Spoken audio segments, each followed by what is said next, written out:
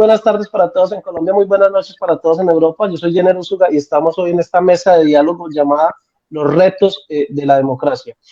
Para dirigir este programa esta noche me acompaña Soraya Vitola, la directora de Latinoticias en Francia. Soraya, buenas noches y bienvenida. Muchas gracias, buenas noches, Jenner, para ti, buenas noches para los invitados y para las personas que están viéndonos ahorita conectados en directo y para los que nos van a ver en diferido. Gracias, muchas gracias por la invitación, Jenner. No, gracias a ti, Soraya, por aceptar estar con nosotros esta noche. Soraya, ¿a quiénes tenemos esta noche como invitados? Bueno, tenemos a Yolanda Villavicencio, nuestra invitada es economista, especialista en cooperación internacional, es máster en migración y relaciones intercomunitarias. Bienvenida, Yolanda. Gracias, Soraya, a ti y a Jenner por la invitación y un saludo para los participantes, otros compañeros en estas reflexiones que vamos a hacer. Bueno, también tenemos esta noche al compañero José Cuesta Novoa, es profesor y filósofo, es candidato a la Cámara de Representantes por el Pacto Histórico en Bogotá, subsecretario del Gobierno de Bogotá en el 2014 y subdirector del Instituto Distrital de la Participación y Acción Comunal 2009. José Cuesta, buenas noches y bienvenido. Buenas noches, Jenner, buenas noches a todas las personas que me están viendo, por supuesto también a Soraya y a todos los compañeros panelistas. Gracias por la invitación.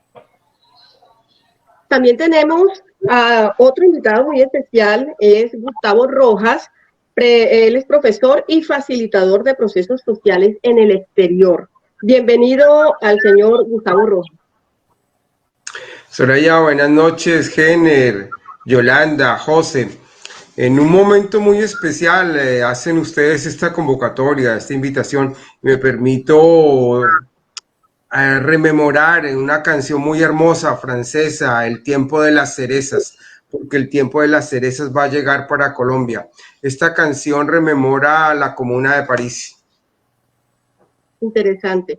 Bueno, y Jenner, creo que vamos a explicar la metodología de cómo va a ser la participación de estos invitados tan especiales y de cómo va a ser, ¿no, Jenner? Va a ser aproximadamente 1 hora de transmisión y para que los invitados sepan, porque son bastante elocuentes, vamos a tenerles a ustedes de 3 a 4 minutos de intervención y mucha atención que los vamos a cronometrizar.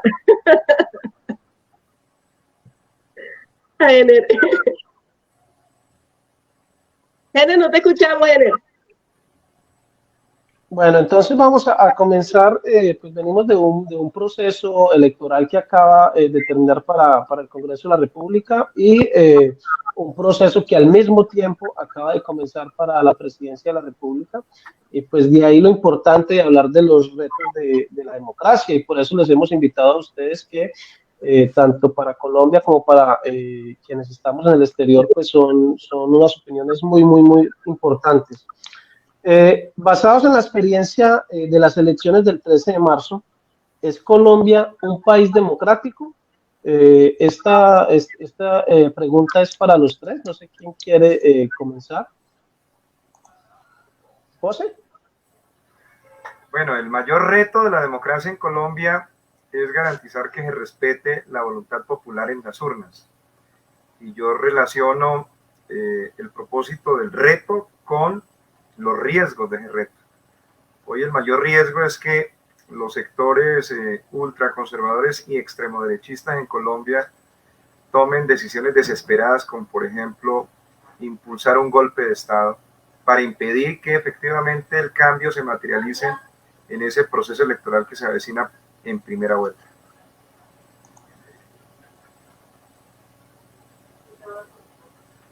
Yolanda. Vale, bueno, yo creo que es un gran reto para la democracia y de cara pues a la posibilidad muy real de un cambio en las instituciones, ¿no?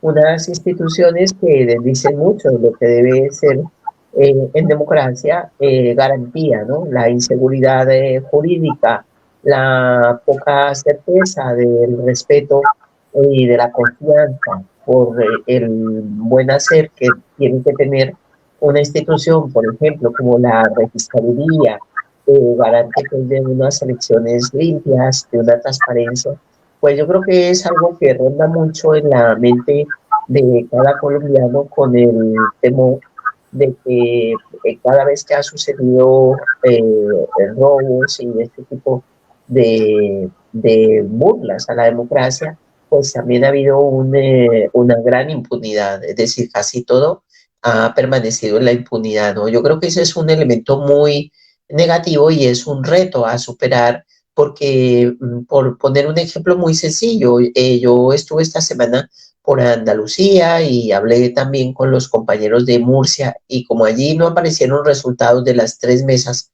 de Murcia el día 13, pues la gente se desmotiva, ¿no? Creo que en el fondo también tienen ese objetivo, que dice, ¿para qué votamos si nuestros votos se pierden y no pasa nada? Entonces, eso es muy, muy grave, ¿no? Entonces, un reto es hacer que las instituciones sean garantes de un buen ejercicio de transparencia y de respeto a la voluntad popular.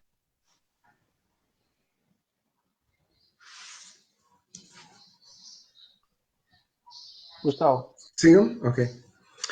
Pues hablar de democracia en Colombia es bastante extenso. Yo quisiera solamente referirme al hecho de que la democracia no son solamente las elecciones.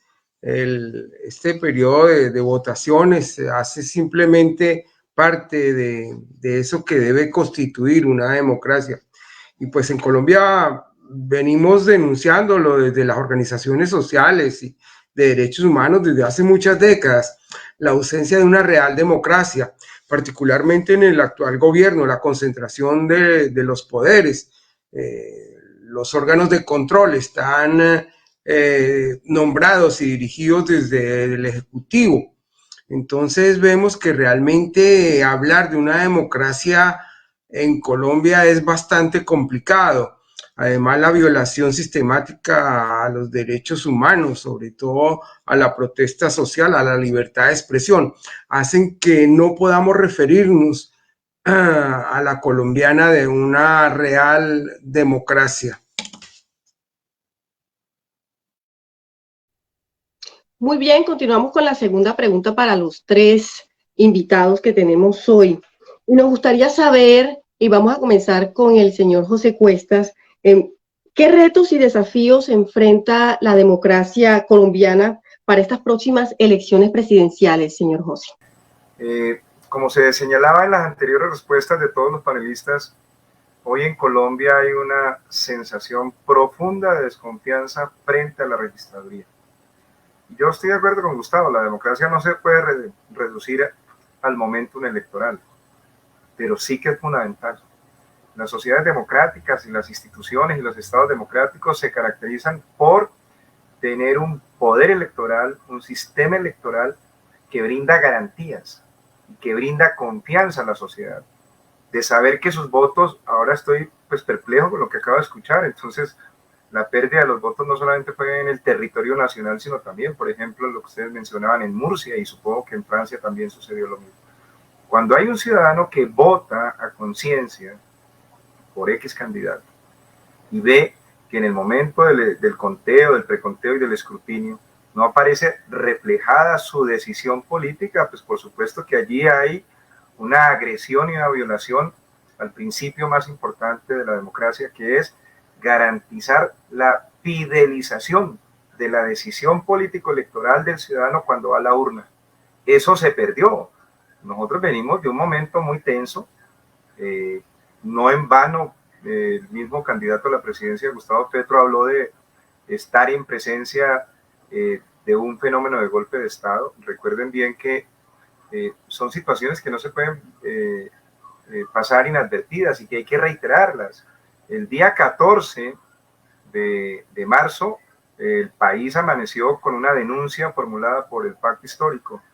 En el 26% del total de las urnas instaladas en Colombia, son 112.000 mesas, casi que en 30.000 mesas no aparecía un solo voto por el Pacto Histórico. Y eso era completamente ilógico, pues porque la tendencia mostraba que el fenómeno del pacto político, del pacto histórico, había arrasado electoralmente en el país, en todo el país. Entonces, que en un cuarto de territorio nacional, en ninguna de las mesas apareciese un voto, pues era una cosa absolutamente insólita. Eso tiene nombre.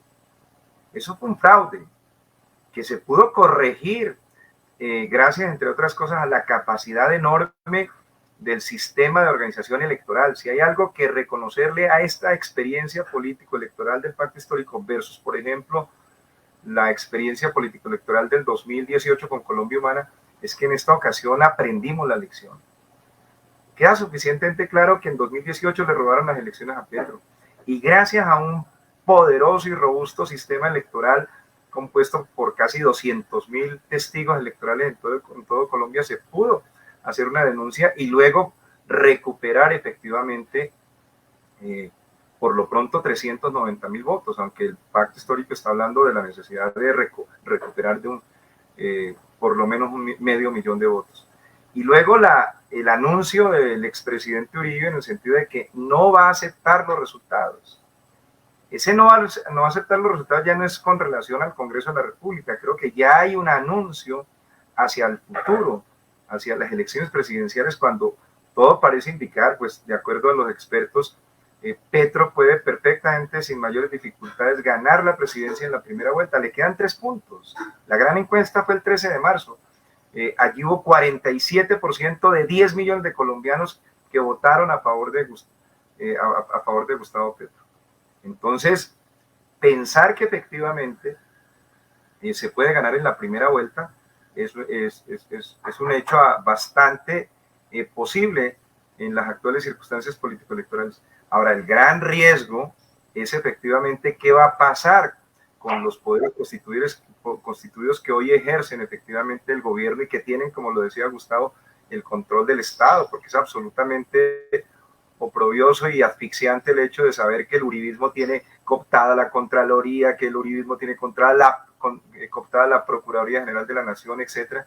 Tienen el Estado en su conjunto, y que efectivamente con un tipo de afirmaciones de esa naturaleza, pues obviamente aquí hay una enorme desconfianza, una enorme incertidumbre, hay temor, y eso no puede suceder en una democracia.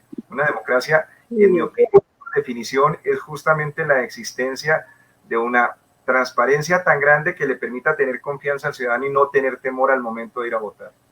Muy bien, vamos a darle la palabra a la señora Yolanda.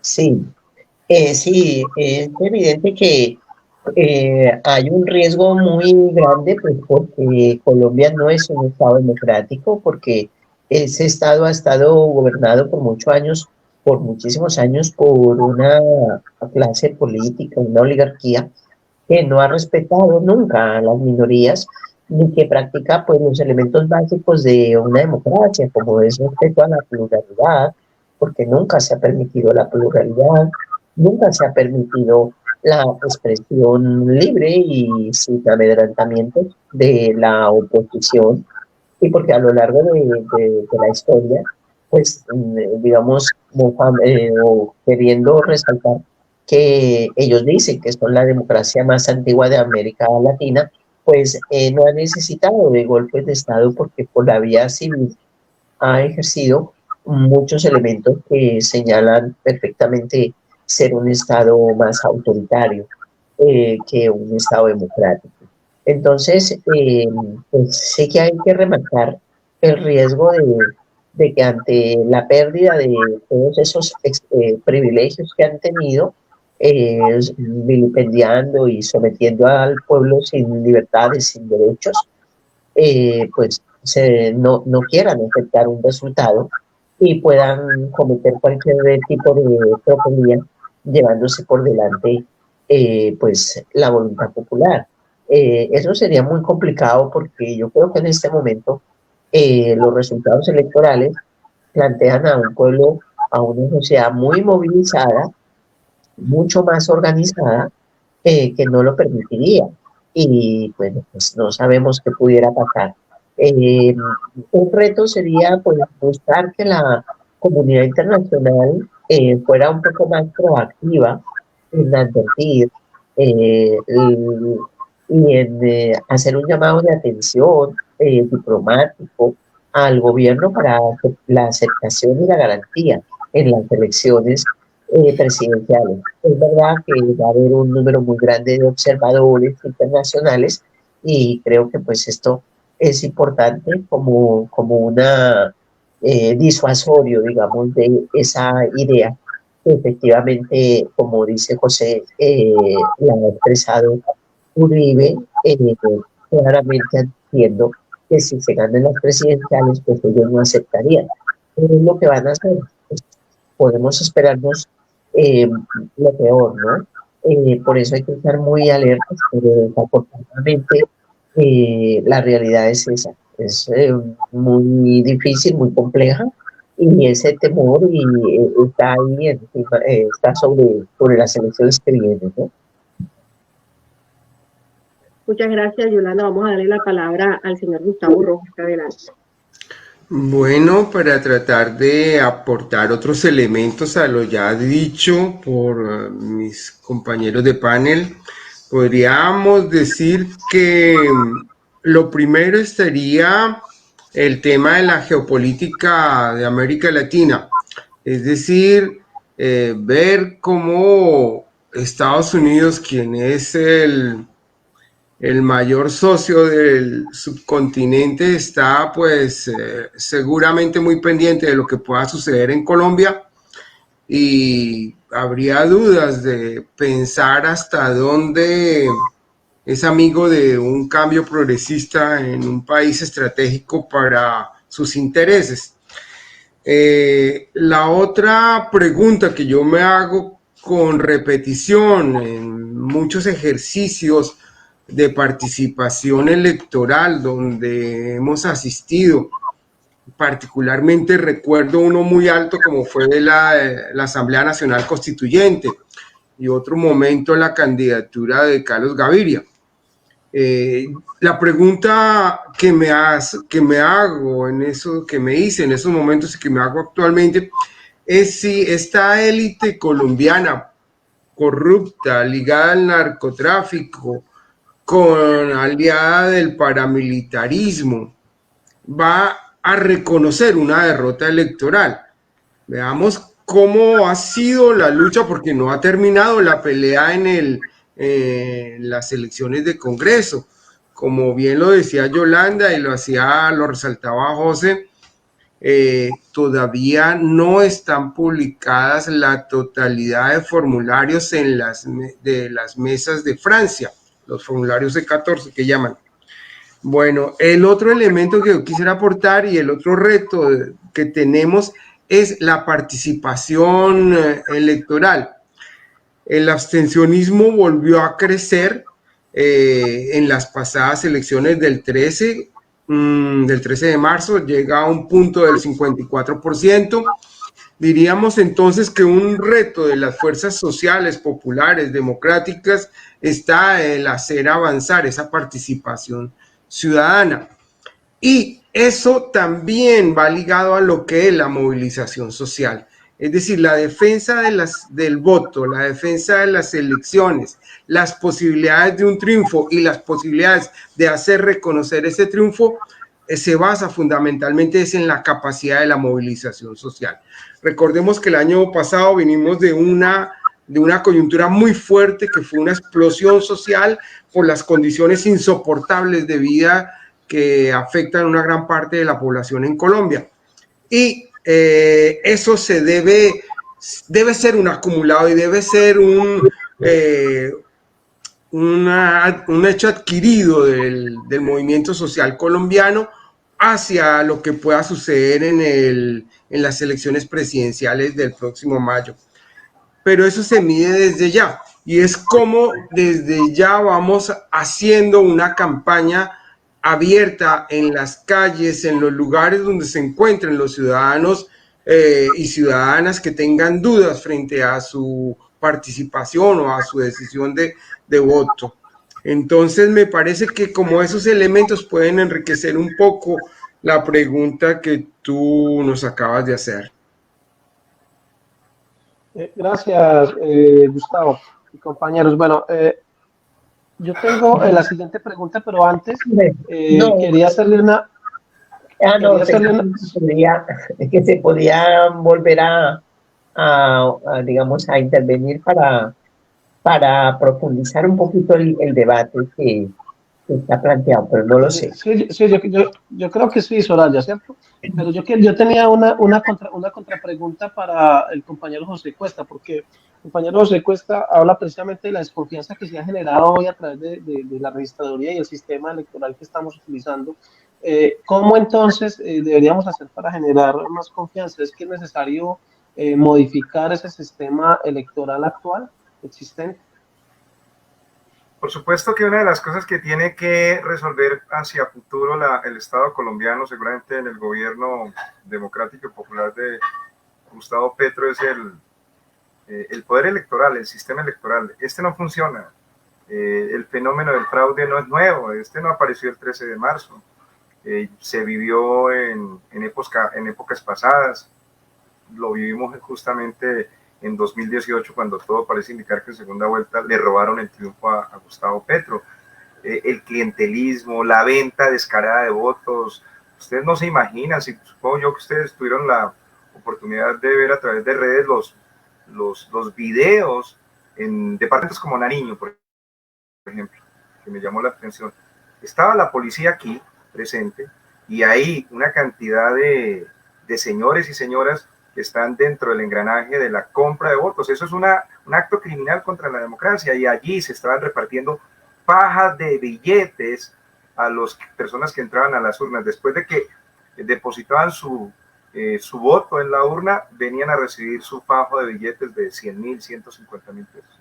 Todo ese tipo de cosas tienen que ser corregidas. Yo sí creo que una de las grandes reformas estatales que se avecinan en el gobierno democrático de Petro es cómo construir un sistema de instituciones electorales que le den confianza al ciudadano. Ahora, el problema es que no las vamos a tener, esas reformas institucionales, de aquí al 29 de mayo. Ahí hay una situación que me parece que, digamos, en el campo internacional, ustedes pueden jugar un papel muy importante. El registrador de hoy, digámoslo con toda claridad, el registrador de hoy no ofrece garantías a la democracia en Colombia. Se hace indispensable, por ejemplo, aquí se han hecho propuestas como la necesidad de un registrador ad hoc. No sé si eso se vaya de alguna u otra manera a materializar, pero esa es una situación relativamente contradictoria en lo que está sucediendo aquí. Y es que efectivamente todas las encuestas indican que Petro está muy cerca de ganar la presidencia de la República en la primera vuelta, pero tenemos esta situación de incertidumbre, esa duda, esa pregunta. El sistema electoral colombiano efectivamente va a actuar con la prudencia que necesita el país hoy, va a actuar con el principio de imparcialidad.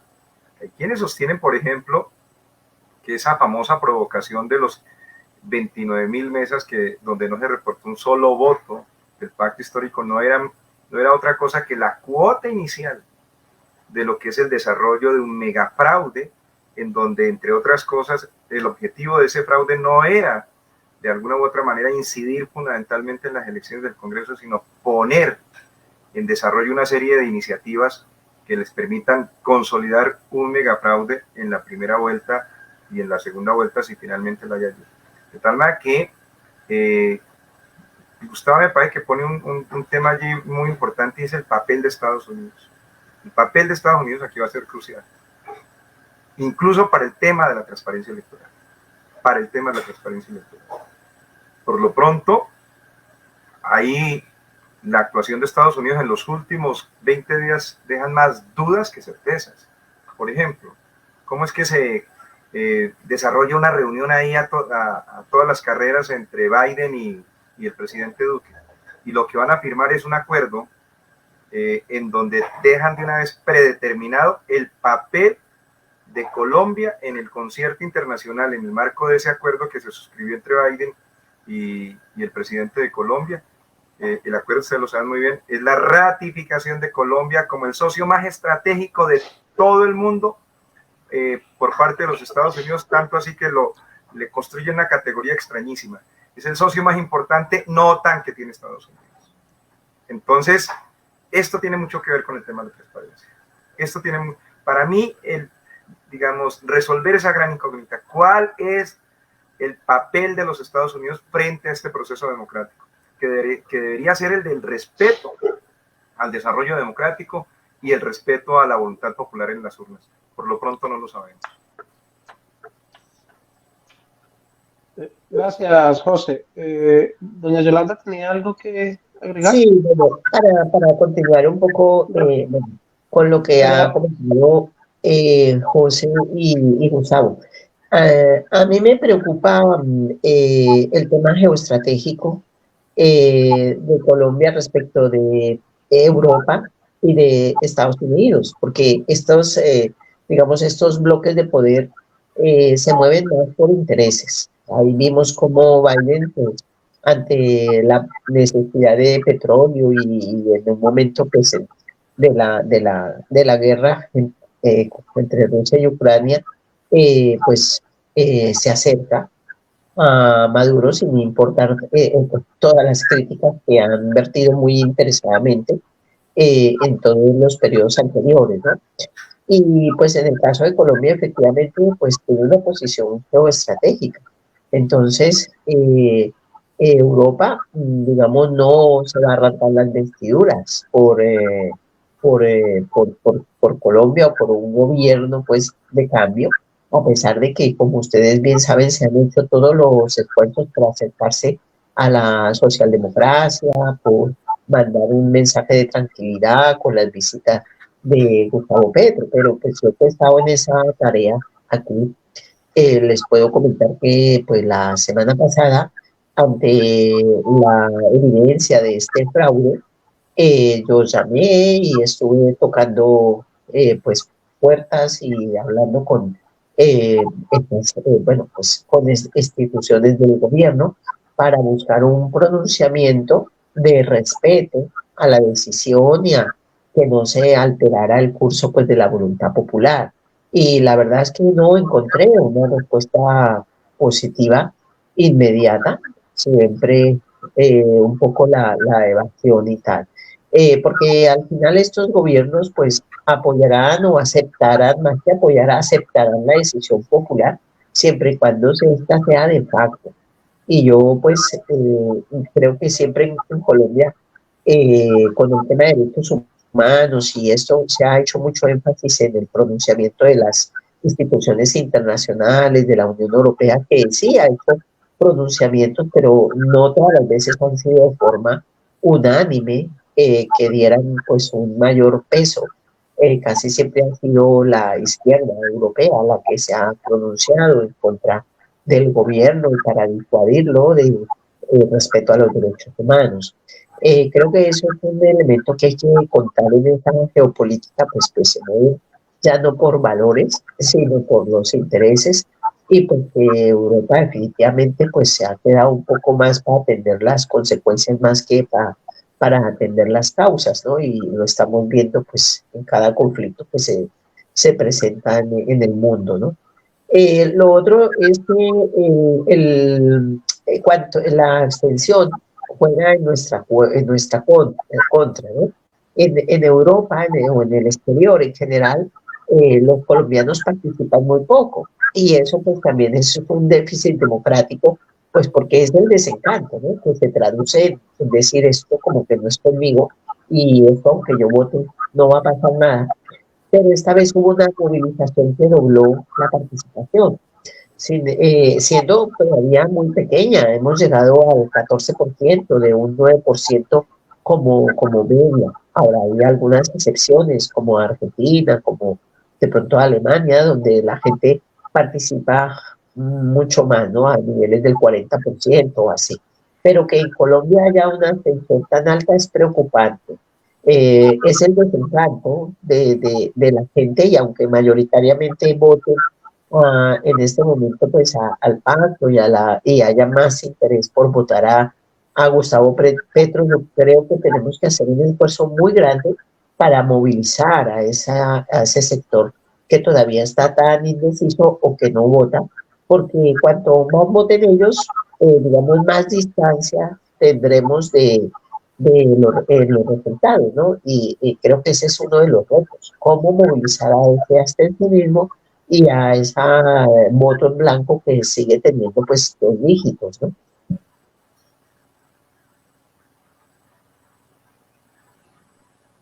Gracias, doña Yolanda. Bueno, entonces vamos con la siguiente pregunta y es la siguiente.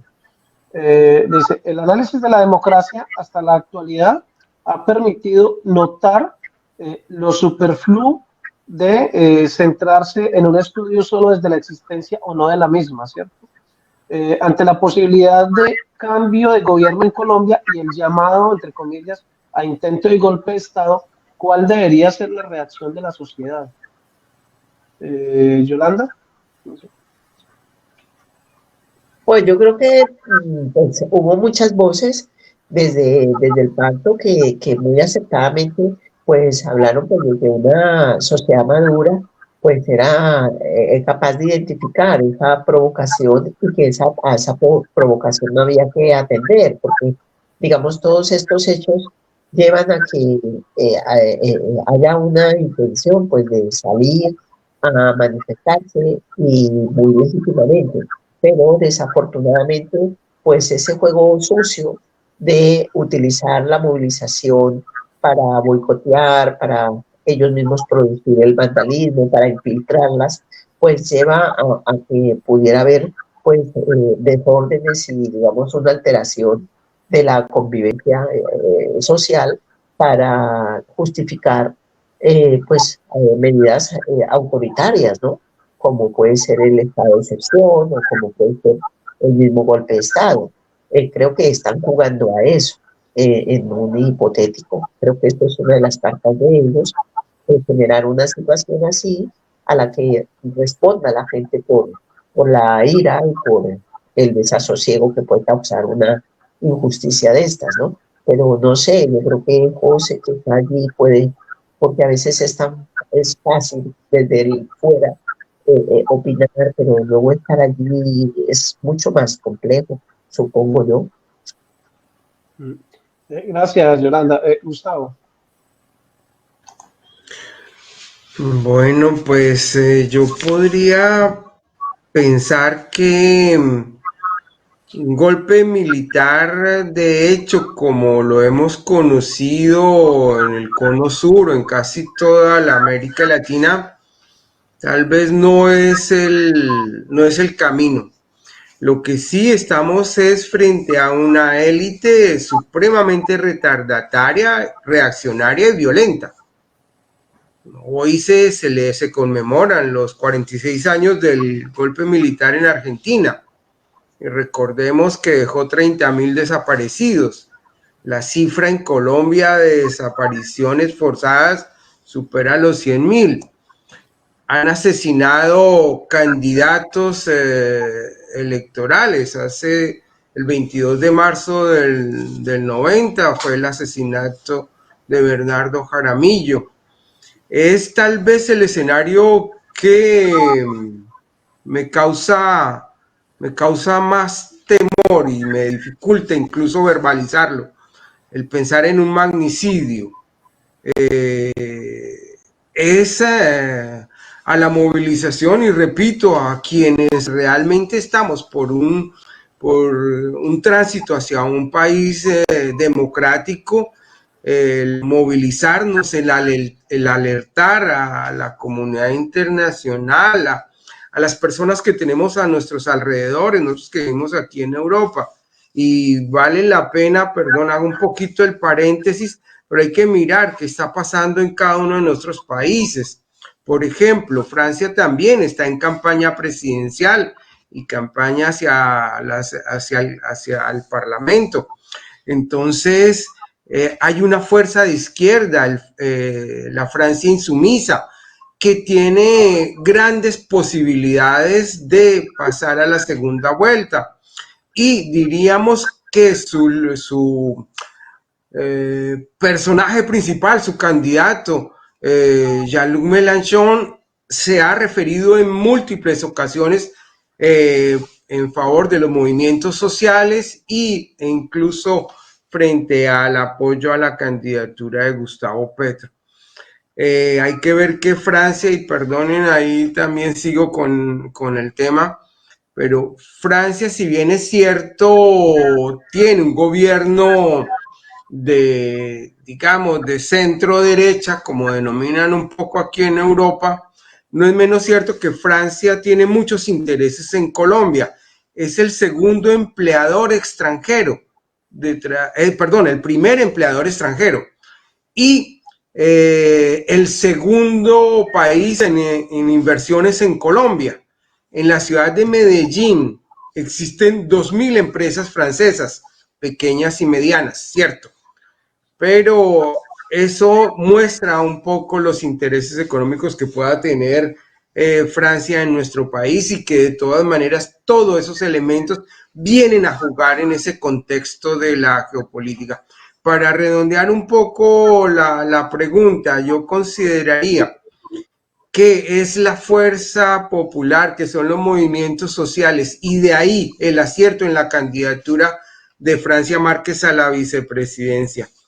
Porque si bien es cierto, estamos en un escenario bastante complicado, estamos también muy convencidos de la voluntad popular y de la esperanza, como lo dijo José, que es la palabra que me parece que tenemos que hoy poner al centro. Esa esperanza está del lado de las fuerzas populares y democráticas. Y recordemos que si el pueblo está movilizado y organizado, si sus organizaciones sociales responden, el triunfo será respetado. Caso concreto, Bolivia. Lógicamente, cada país tiene su contexto, sus condiciones particulares, pero es un ejemplo que nos muestra que el camino de la movilización social garantiza el respeto a una victoria popular. José. Sí, estaba pensando que la pregunta que usted formuló es muy interesante, y es el hacer un análisis comparativo entre lo que es la definición conceptual de la democracia contemporánea versus lo que nosotros vivimos en Colombia. La democracia contemporánea podría definirse, entre otras cosas, como la posibilidad de permitir que se desarrollen transiciones políticas a través de un modelo de participación democrático electoral. Por supuesto que yo quiero ser tan profundamente optimista como les Gustavo, pero yo lo que noto hoy en el caso de este modelo político, que para nada tiene que ver con una noción democrática, es que estamos viviendo un momento extraordinariamente tenso. Una campaña política electoral que ya está completamente entudiada. Aquí hay un fenómeno de guerra sucia en medio de esta campaña electoral. El mejor ejemplo fue lo que acaba de suceder. Ahora van a ser 8 días. Entran y ustedes que son colombianos, pues están en el exterior, pero conocen este país. Un grupo de muchachos entran, irrumpen en la Catedral Primada de Colombia. Y esta es la política en Colombia. No se puede disociar del factor religioso. Seguimos siendo una sociedad mayoritariamente católica. Ese hecho, que fue un hecho premeditado, que tenía una intención, que era enlodar el nombre, el contenido y la imagen de la campaña del pacto histórico. En un país profundamente católico, mayoritariamente católico, pues las reacciones inmediatas del conjunto de la sociedad durante 3-4 días en las redes empezaron a asociar lo que podría ser eventualmente un gobierno de Gustavo Petro, en el sentido de que esa situación que se presentó, por ejemplo, en la Catedral Primada, simplemente estaba prefigurando lo que podría ser un gobierno que iba sencillamente a irrespetar la libertad de cultos. Recuerden que no fue sino que se produjese el hecho y que apareciese pues en redes, y el mismo, la primera reacción fue la de Federico Gutiérrez, a través de un trino. Dijo, ahí están pintados, van a expropiar todo, hasta la fe de los colombianos.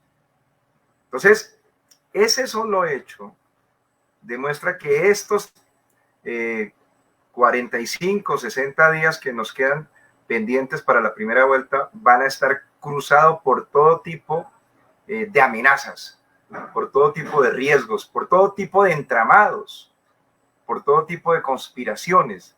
Yo aquí quiero señalar con toda claridad el hecho de que yo alcanzo a percibir que esa élite oligárquica que cada uno de ustedes identificó y luego fue caracterizando en forma detallada, la hipótesis que yo tengo es que tienen planes y tienen un brochure de planes. Y entre sus planes hay un plan A, un plan B, un plan C, un plan D. Bueno, Petro fue el primero en decirlo, es decir, yo no estoy diciendo nada distinto a lo que ya el candidato presidencial lo ha manifestado. El mayor riesgo que nosotros tenemos hacia el 29 de mayo es el fraude electoral. Y luego, liste el resto de planes, incluye el magnicidio. Y en medio de esa campaña, entonces la van a contaminar, fake news, entramados, entrampamientos, quiero no sé si lo hayan sabido, ayer se hizo oficial ya, y Estados Unidos nuevamente un poco en un papel ahí medio sutil, incidiendo en este proceso político. Por eso la pregunta para mí es, ¿cuál es el papel de Estados Unidos en relación con este proceso de transición política que está viviendo Colombia? Entonces le estaba contando que ayer ya apareció, por ejemplo, la solicitud oficial de extradición del hermano de Piedad Córdoba, que está en estos momentos detenido. Ya apareció la solicitud de la extradición. Sobra decir que eso va a significar un episodio en medio de esta campaña. Ya veo las imágenes, ya veo la situación en donde cuando se lo lleven hacia los Estados Unidos, inmediatamente van a tratar de vincular todo ese hecho con la presencia de Piedad Córdoba dentro del pacto histórico. Recordemos que hoy es senadora de la República, los presuntos vínculos de este pacto histórico con no sé qué cuántas cosas, con no sé cuántos actores ilegales y clandestinos. Y eso, por supuesto, no es una campaña democrática. Yo no veo, digamos, en ustedes que están viviendo, digamos, experiencias de modelos políticos más civilizados, llamémoslos así, no se notan ese tipo de entrampamientos, la judicialización de la política, la utilización de mecanismos criminales para la democracia como el fraude o el magnicidio. De tal manera que evidentemente ese es el contexto en el que nos estamos moviendo. Aquí hay conciencia plena en el conjunto de los ciudadanos que están por el pacto histórico, que son las inmensas mayorías en Colombia, y es que este proceso de lograrlo, de poderlo materializar, de poder garantizar efectivamente la victoria en la primera vuelta, o si es que es necesario ir a la segunda vuelta, aquí la gran duda es, y se lo cuenta a la gente cuando uno se sube a un taxi, no, Petro va a ganar. Mire lo que dice la sabiduría popular, la sabiduría de lo cotidiano. Se sube uno a un bus, tengo esa costumbre, me subo a un taxi y le pregunto por quién va a votar al taxista y normalmente me dicen por Petro. Ah, qué bueno, pero tengo la duda de si le van a permitir que efectivamente llegue a ejercer el gobierno.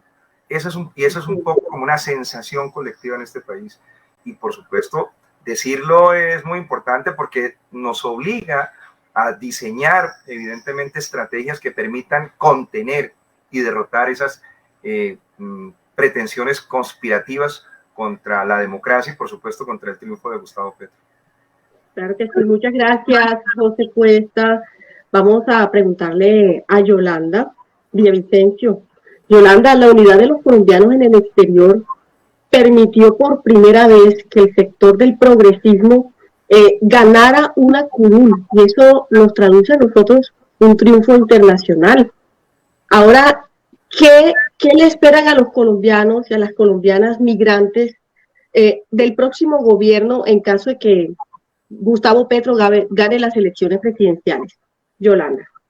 Bueno, yo creo que los colombianos y colombianas en el exterior, pues en sus diferentes categorías, no solo administrativas respecto al país donde viven, sino también pues en general el éxodo, sea por exilio, sea por estudio, sea por la búsqueda de oportunidades que no hay allí, hizo parte o hace parte de ese anhelo y de esa esperanza de que algo cambie.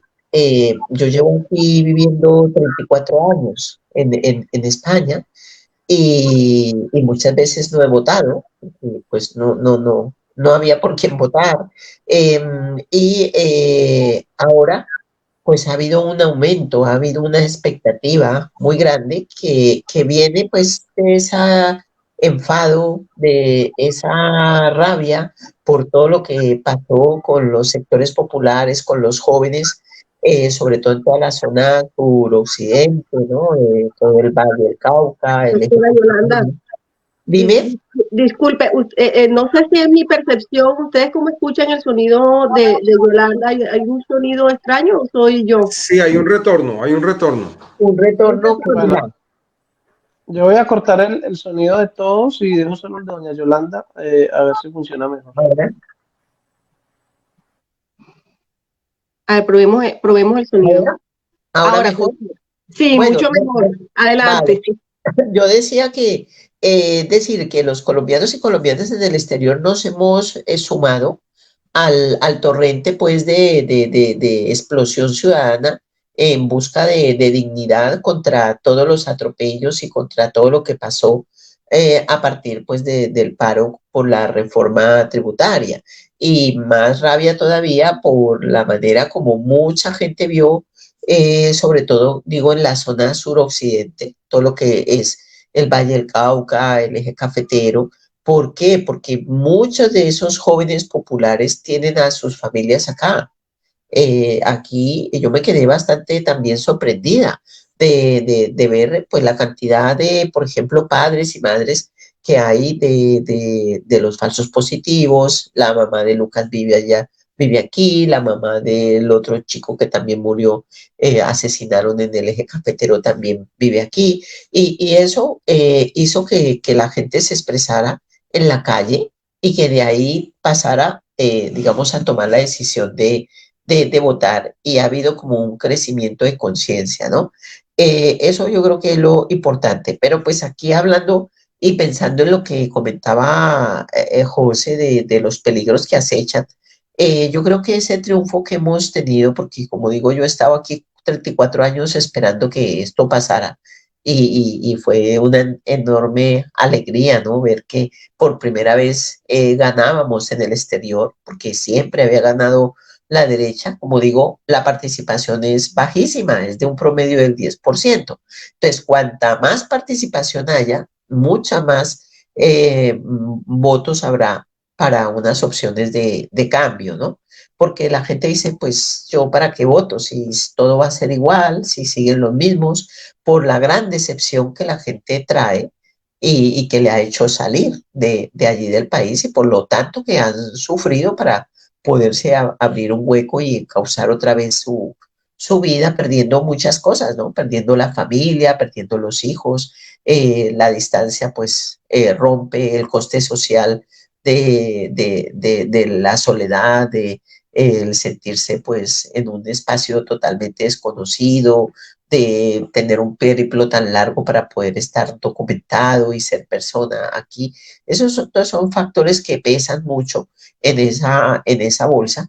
Y bueno, yo creo que ahora mismo lo que nos toca es poner en valor eso que hemos logrado, porque ha sido en todos los países del mundo, con excepción de Estados Unidos, donde pues han ganado, pero han ganado por muy poquito, ponerlo en valor para exigir a estos gobiernos precisamente que se mojen un poquillo más ante la complejidad de la situación que tenemos por delante, ¿no?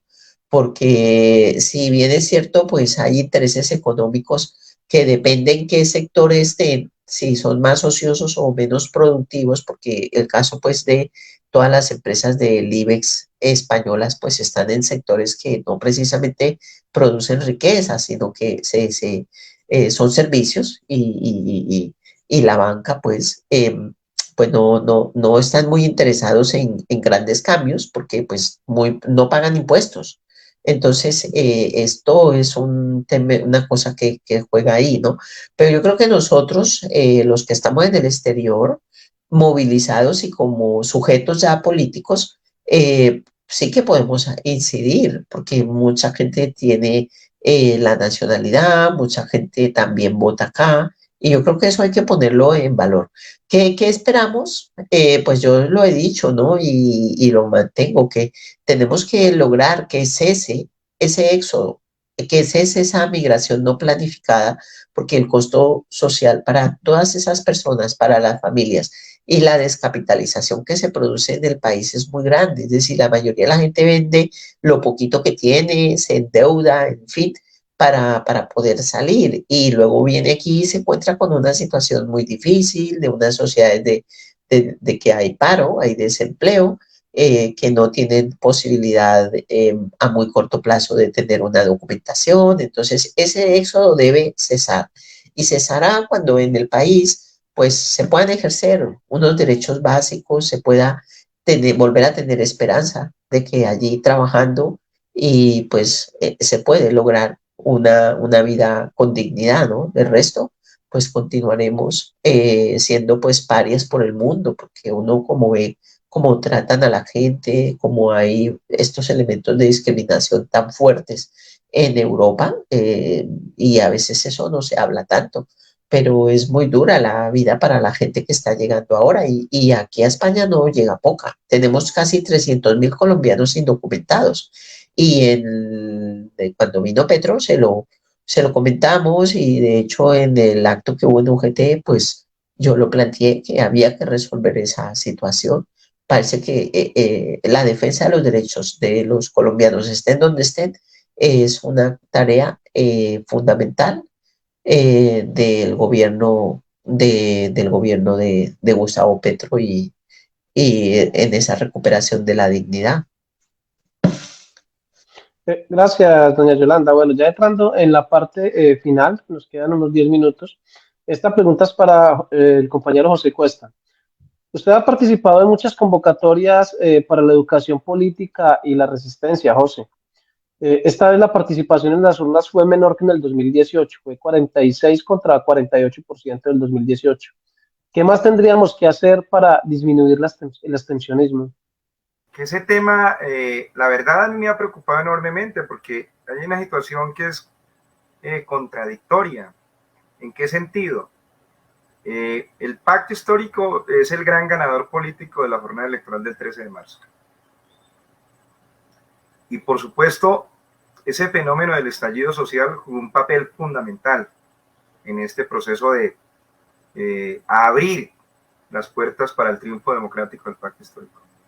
Pero nosotros estábamos convencidos que los jóvenes iban a trasladar esa indignación contra este desgobierno que habían desarrollado a lo largo de 3 meses en el estallido social, y que ese estallido social se iba a expresar muy fuertemente en las urnas.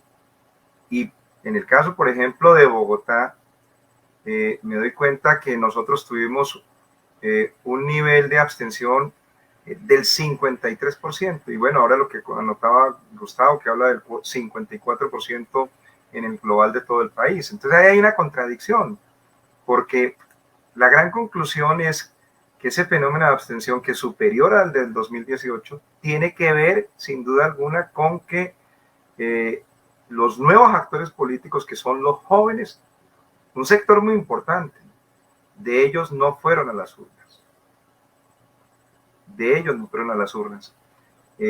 Habría que establecer con más claridad las razones, el porqué de esa actuación, pero en concreto los datos estadísticos así lo indican.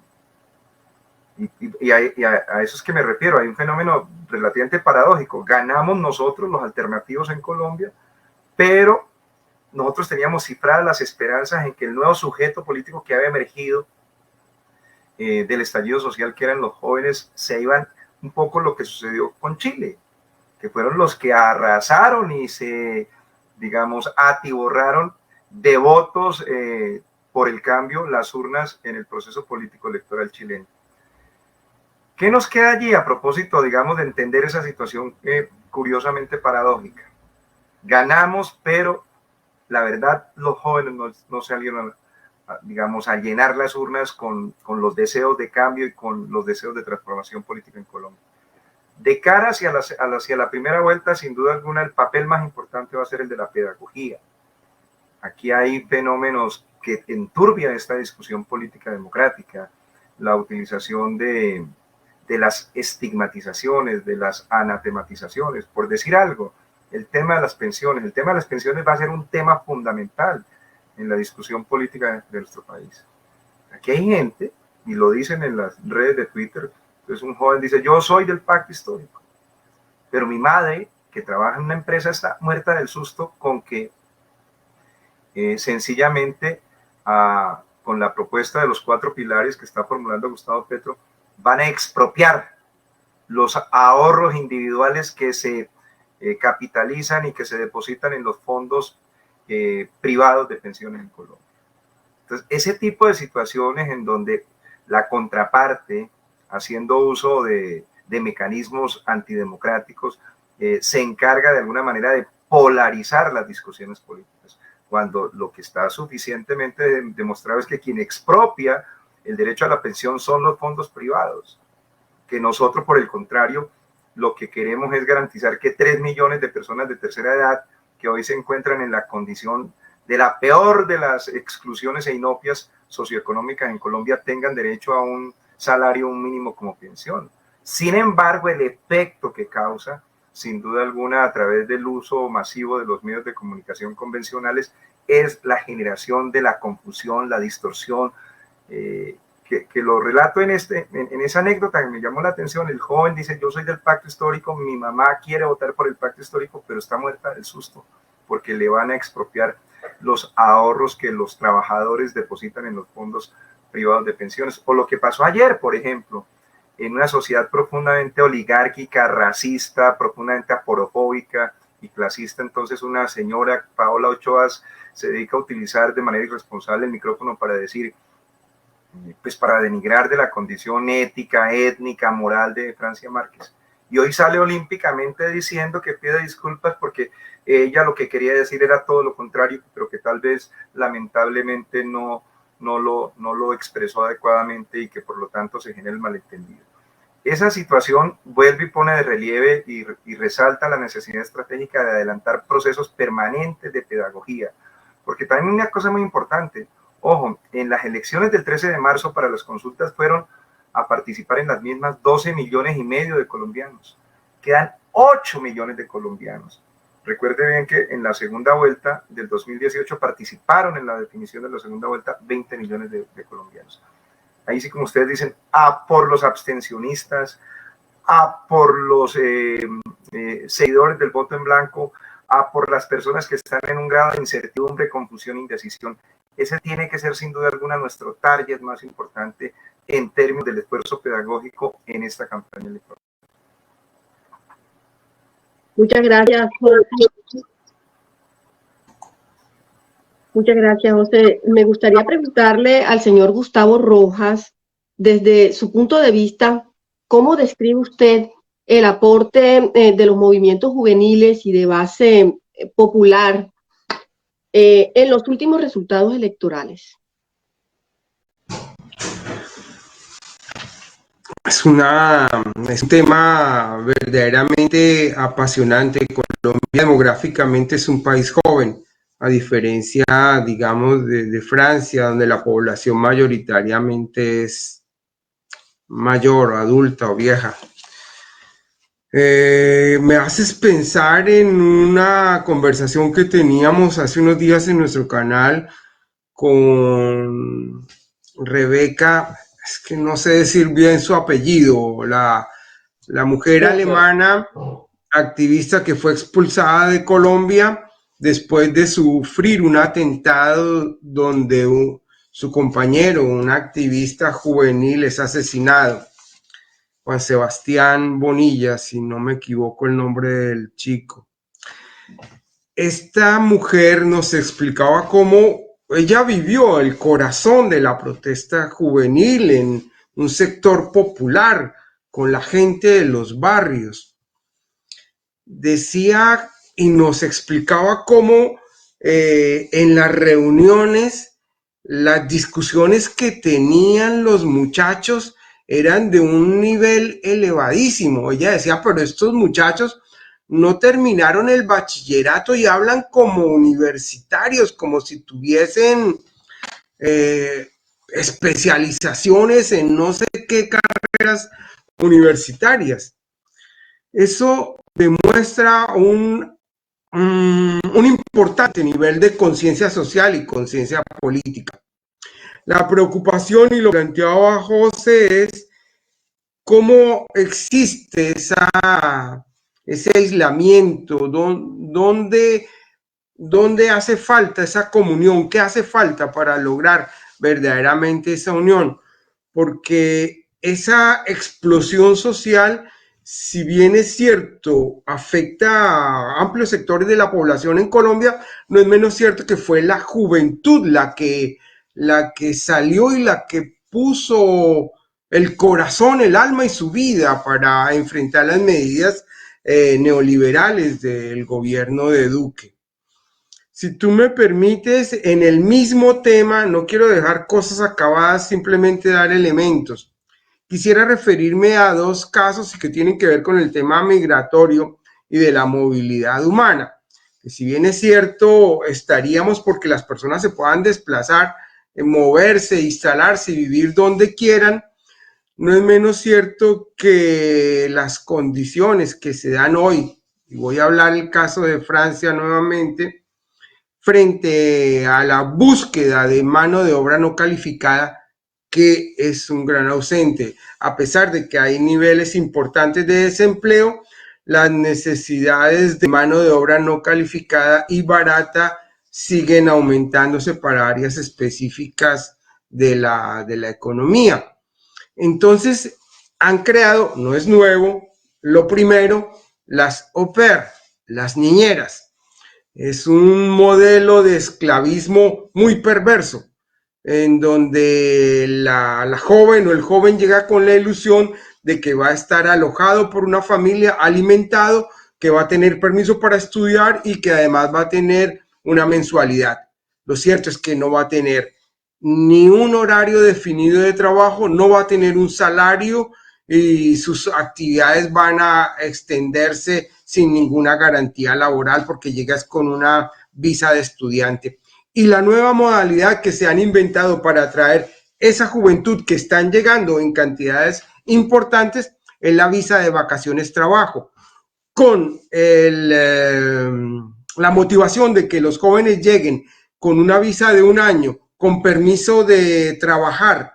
Eso atrae a los jóvenes, pero no se dan cuenta que llegamos a países donde el retroceso social es muy grave, donde los gobiernos de centro derecha vienen recortando sistemáticamente las conquistas sociales.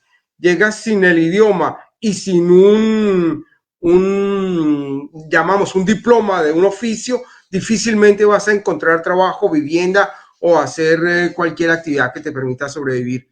Y eso, con esos argumentos llegan y están llegando sistemáticamente muchos jóvenes, y me uno al argumento de Yolanda, vamos perdiendo esa base social tan importante para construir y reconstruir futuro. Gracias, Gustavo. Bueno, y ya para terminar, la última pregunta que la hace Joana Ospina, directora de Redacción Revista Digital, la voy a poner aquí, y es esta. ¿Sí o no están de acuerdo con que en los colegios se enseñen cómo son los procesos democráticos? José. Yo creo que sobre ese tema, una de las cosas que sí hay que reconocer es los efectos políticos causados en las nuevas generaciones a partir de los modelos constitucionales consagrados en la Constitución del 91, que han convertido la educación pública en un espacio de enorme libertad. Alguien hacía una mención a propósito del estallido social. Es que es curioso, ¿no? ¿Quiénes participan de manera protagónica en el estallido social que ha sido tan importante, digamos, en este proceso de transformación político-electoral ahora mismo? Los muchachos entre los 20 y 23 años, es decir, son los hijos realmente del proceso de una educación pública secular, abierta, en donde sin duda alguna esos elementos han ido construyendo un proceso de educación crítica, de conciencia crítica, de formación democrática. Yo recuerdo, y con esto termino, que en el caso, por ejemplo, de la Bogotá Humana, el modelo de contenido de educación pública que luego lo va a exaltar UNESCO, Naciones Unidas, como el modelo educativo paradigmático más importante aplicado en esa década en toda América Latina, hacía uso exactamente de lo que está previsto en la pregunta. El componente de la formación, discusión, deliberación de todo el sentido y la concepción democrática en la vida pública colombiana. Dos, teniendo alguna vez una conversación con el exsecretario de Educación, Óscar Sánchez, que lideró ese proyecto, me contaba que uno de los elementos absolutamente innovadores dentro del modelo de educación de la pública de la Bogotá Humana era construir dentro de las aulas de clase asociaciones cooperativas para implementar con recursos incluidos, recursos financieros, microproyectos que desde el aula de clase con los jóvenes de la primaria y la secundaria tenían ese instrumento y esa herramienta para poder incidir en la transformación social del entorno. Ahí jugó un papel muy importante todo ese proceso de recuperación del programa de los ordenamientos territoriales alrededor del agua.